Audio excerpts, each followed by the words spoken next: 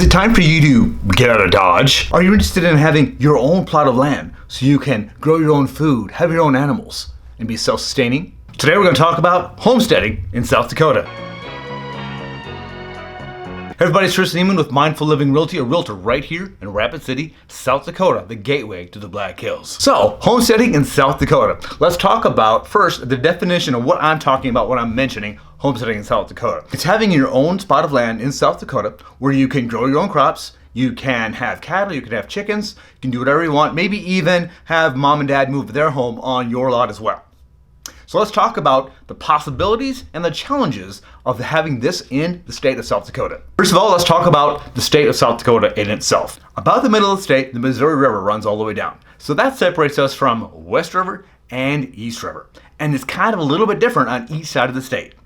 East River, very much of a prairie area, considerably flatter than West River and much more humid. You see a lot more farms over there, you see a lot more corn, sorghum, some sunflowers, a lot more crop growing on that side of the state. As you cross the river into West River, it's a lot more drier, not quite as humid, and the land gets a lot rougher as you get closer to the Badlands and closer to the Black Hills. So you'll see fewer farms and more ranches. There are hay fields and wheat fields, but certainly a lot less crops growing in West South Dakota than there is in East South Dakota. Now, as we go through this, talk about the different subjects, we'll talk about the difference between West and East so you can get a better feel for where might be the best spot for you and your family. The number one thing we need to talk about, though, when it comes to this subject is covenants, restrictions, and rules. Now, you would think that South Dakota, the agricultural state we are, the state that has 3.5 cows to every person, that you'd be able without a problem to buy a piece of property and pretty much do whatever you want, grow whatever you want, raise whatever you want, have a bunch of pigs so you can say, "That'll do, pig." But that's not necessarily always the case. Now, the first layer to talk about is the state level. The state isn't going to be too big of a deal. It's pretty standard. You want to have your well a certain distance from your septic. That's kind of general 101, right? And aside from not doing anything illegal on your property, that really kind of sums up the state side of it. Then we drop down into the county regulations. Now, every county is going to be different on their rules and regulations based upon, well, basically the type of county they are. If you're looking at a property in a county with a larger city in it, chances are they're going to have a little bit more rules and regulations because they're also trying to control the city as well.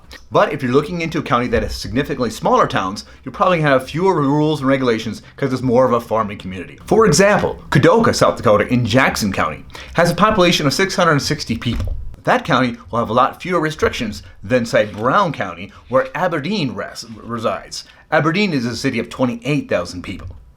And as you can imagine, as you get into Pennington County with Rapid City and Minnehaha County with Sioux Falls, it's a whole different ballgame because the majority of the population is in the cities. Now, the county is going to regulate such thing as subdivision. So a lot of them say you have to have so big of a acreage, you need to have 40 acres before you can subdivide. You can't subdivide anything smaller than 40 acres per se. And if you do subdivide, then there's, these rules and regulations all going within the whole subdividing process. The other thing that they're going to talk about is the number of homes you can have on a property, on a legal description, shall we say, on a tax ID. Typically speaking, in the bigger counties, that's one. And some of the other counties that have no zoning, that might be however many you want. Then they're also going to regulate how big that house might be. For example, I had some buyers that were looking at a property for their tiny home. We found a lot for them, but realized that Pennington County requires 1,000 square foot minimum square footage on any property. So their tiny home would not work within Pennington County. Every county also has its own zoning regulations that will regulate what type of property this is. So we have like business commercial, or we've got agriculture or single family. Now every county is also going to be a little different in this regard. Pennington County has got zoning up the wing-wang, but Meade County, no zoning. Fall River County to Hot Springs, also no zoning. Now they're going to have a few general basic things, again, like the water, the well, the septic, all those things. But it's going to be a whole lot easier to do what you might want to do in counties such as Meade or Fall River than it would be, say, in Pennington County. And the other thing we need to look at is mobile homes and RVs. Of course, it makes a lot of sense if you can just take a prefab mobile home, just drop on the property, start your little farm, and off you go. But then we got to look at the next layer down. and that would be the covenants. Every acreage may or may not have covenants, but it just depends upon when they were subdivided into 40 acres or 160s or whatever they were subdivided in, if the developers at the time put in covenants on those properties. The covenants will tell you if you can have a mobile home on the property, a modular home on the property or not. Can you operate a business out of your home on the property or not? Can you run a VRBO out of your property or not? Can you have chickens on your property or not? All the different livestock. Can you have livestock on your property? You'll be amazed by the number of properties within the Black Hills that horses are okay, but you can't have chickens or any livestock. Of course, dog and cats within limits are also okay. But a lot of times you can only have a number of cats and dogs. So I think what happened was back in the day when property in the Black Hills was subdivided into neighborhoods and the acreages were subdivided into even whether it's a 1 acre parcel or a 30 acre parcel, then they decided, you know what? These properties are for me to come and relax in. I want my big log home here. So I don't want anybody, Farmer Freds, to come by and have chickens and pets and dogs and all that kind of stuff. I want to make sure it's quiet for me to relax and enjoy myself. So a lot of properties within the Black Hills have covenants attached to them that says, yeah, you can have horses, but you can't have chickens. You can't have goats. You can't have no cows. So we want to really make sure that you look at all the covenants, all the rules and regulations for the property that you want to buy before you start dreaming of putting in your fences. Number 2 on the list, access and utilities. I want to make sure that we do mention this because it does play especially into the cost of setting up your property. So when you buy that acreage, it's very possible you will have no water, no sewer, electricity is just to the line or maybe a little bit distance away. What about internet? What about access? So all these things you need to think about. If you need to build in a gravel road that's 50 feet up to your house, that's going to have a certain expense to it. If you need to put in some culverts under the ditch to make sure that that runs properly, that's going to be involved in cost. Now, in places such as Aberdeen, I was talking to an agent up there, they have a lot of rural water up there, so you can tap into that. But that's going to cost a certain amount of money and how far it takes to get the line up to your property. You're going to have to potentially dig a well. That could be anywhere between 10 grand to 50 grand. And then, of course, the septic is its own beast that you have to have. That could be anywhere between $8,000 to $10,000, depending on the type of system, the type of rock you might have underneath, those kind of things. Usually, electricity is to your lot, and you just got to bring it up to your property. However, I have experienced one time where they said the electricity was to the lot, and it wasn't, and they had to spend thousands of dollars getting it to where it needed to be. So we want to make sure that we double check on those utility pieces. And here's a good time in this utility section to kind of sneak in here a little bit about wind and solar. Now, that's another thing you want to check within the covenants. Some areas will not allow you to have your wind turbine, even your personal wind turbine, for your property. They may not allow you to have solar panels on your roof because it detracts from the look of the neighborhood. So all these things we kind of have to make sure we take a look at. The other thing you got to consider is internet. Rural South Dakota is not winning the race when it comes to high speeds. Take a look at this video that I did right here on the internet in South Dakota to give you a good idea what you can expect in that realm. If you want to grow stuff, you probably want to have good soil, right? Now, I am not a green thumb whatsoever. We had a garden for a while. We tried it again when we got to our other place. We gave up. We decided this just wasn't for us. But obviously, the better is the soil quality, the better you'll be able to grow whatever plants and crops you want to grow for yourself. That being said, as you might have already surmised, if you go to the east side of the state, you might find that the ground there is more suitable for more crops because it is more humid and you're getting close to the land of 10,000 lakes in Minnesota. You'll have a lot more water ponds and lakes over there.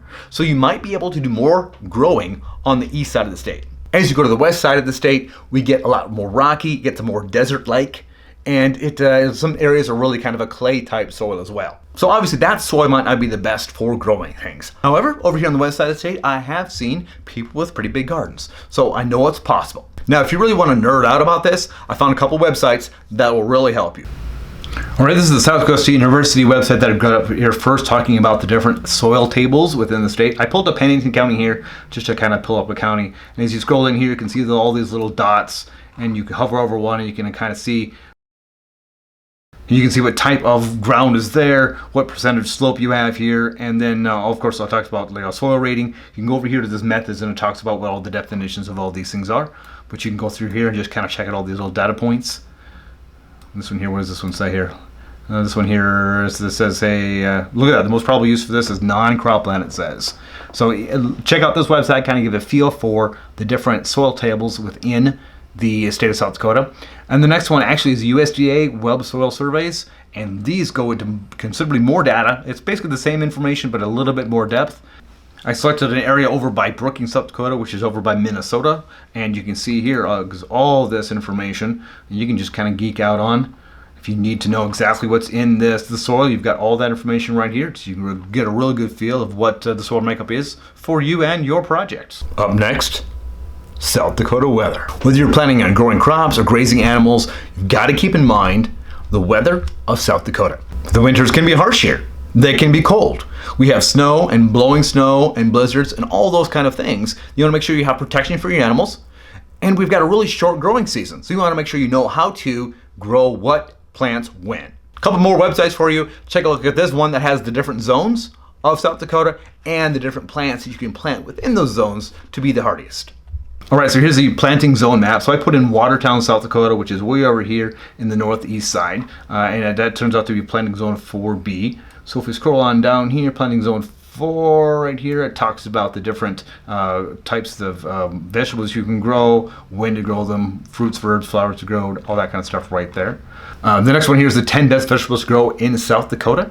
This one talks also about the hardiness and the zone as well, but it goes more detail about the different 10 best types to grow in South Dakota. Third one is a real cool PDF that I found for you guys. South Dakota Seed University with this extension talks about the different vegetable varieties in South Dakota. Not only does it talk about all the right vegetables, but also the right varieties to grow the best in South Dakota. It even talks about planting during the right times. Of course, I'll put all these links in the description below. Go ahead and check them out and geek out if you need to. So in our gardening experiences, we have found that not planting until like the Memorial Day is usually the best bet, because sometime along the way we have a May snowstorm or something else happens. It's not quite warm enough, and May ends up being almost too cold to grow plants. Now, the really serious gardeners that I know, they're the ones that will start the plants inside and then replant them when it comes time, or they'll have their own greenhouse and they can do whatever they want.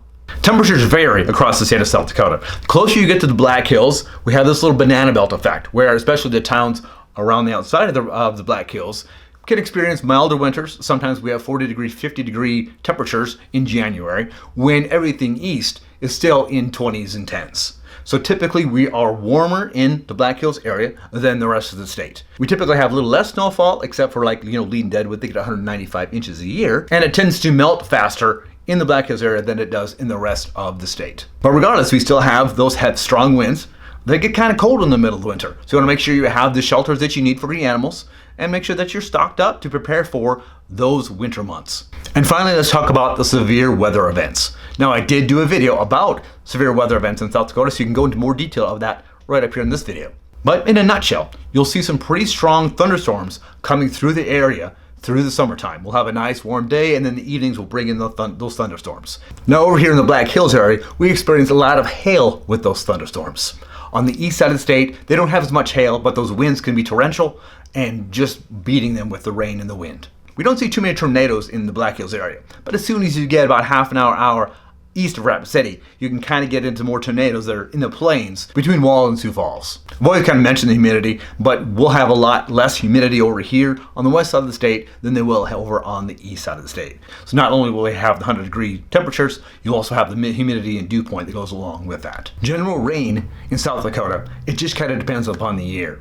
It started out earlier this year to seem like we were in a bit of a drought, but then May brought in a lot of rain showers, and it seemed we kind of got out of that droughtness. But in 2019, there was so much water running around that they actually closed a portion of the interstate and had to route us around it just because there was a pool of water sitting on the interstate. So keeping this in mind, having some preparedness for water is very important. Have some irrigation plans for your crops, have some water plans for your animals, make sure, of course, you have enough water. You don't have to stick around very long to let the weather change in the state of South Dakota. Now, of course, I've covered some of just the basics of homesteading in South Dakota. But you might be wondering, well, how else am I supposed to get started? I need fences, I need this, I need that. Welcome to South Dakota, where the Midwest Hospitality will be there to help you to get started, to know where to go buy your feed, to know where you go buy this over here, and not only to help you get started, but also to be there to take care of your animals when you're away, or do those other things that neighbors do when they live just down the road. The mentality of South Dakota ranchers and farmers is leaving each other alone, letting them do whatever they want, but also helping out where they're needed. The other thing that you'll appreciate in the state of South Dakota is all the farmers markets.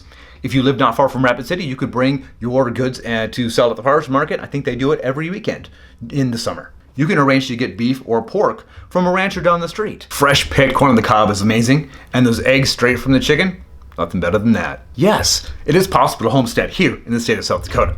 You just got to make sure you do your homework, look at all the rules and regulations, make sure you're not buying something that you can't do what you want to do. It's probably going to be a little more expensive than you might imagine, so make sure you have those funds in place, and then be prepared for anything South Dakota might throw at you. There we go. Lots of information pounded at you. I hope I gave you a lot of resources, a lot of things to think about. If you enjoyed this video, make sure you get more information about the 2 videos I mentioned earlier, and check out this video if you're thinking about buying land in the Black Hills of South Dakota. It covers a lot of what we talked about in more detail, specifically in the Black Hills and around the Black Hills of South Dakota. Thanks for watching. Have an amazing day, and remember, love where you live. Oh, beautifully done. I can't tell you how grateful I am to y'all. Now for one last favor. If the 3 ladies with collars would kindly walk out of the ring, I'd be very much obliged.